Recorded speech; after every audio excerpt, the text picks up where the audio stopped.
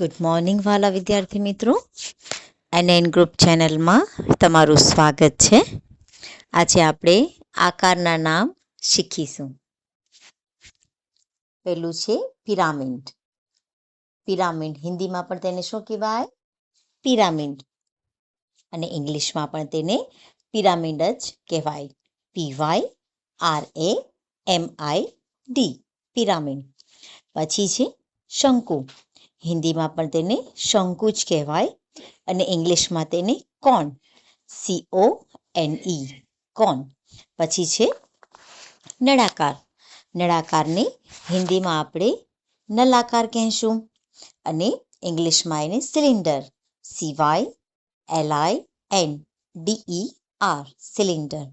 પછી છે ધન, ઘન અને હિન્દીમાં પણ એને ઘન જ કહેવાય અને ઇંગ્લિશમાં તેને કપ, CUBE. પછી છે ષટકોણ. હિન્દીમાં પણ તેને ષટકોણ જ કહેવાય છે અને ઇંગ્લિશમાં એને હેક્સાગોન કહેવાય છે, HEXAGON. પછી છે પંચકોણ. હિન્દીમાં પણ તેને પંચકોણ જ કહેવાય છે અને ઇંગ્લિશમાં તેને પેન્ટાગોન કહેવાય છે, PENTAGON. પછી છે અર્ધવર્તુળ. હિન્દીમાં પણ તેને અર્ધવર્તુળ જ કહેવાય છે અને ઇંગ્લિશમાં તેને સેમી સર્કલ, SEMICIRCLE. પછી છે લંબગોળ. હિન્દીમાં પણ તેને અંડાકાર કહેવાય છે અને ઇંગ્લિશમાં ઓવલ, OVAL. પછી છે ત્રિકોણ. હિન્દીમાં પણ તેને ત્રિકોણ જ કહેવાય છે અને ઇંગ્લિશમાં TRIANGLE. પછી છે વર્તુળ.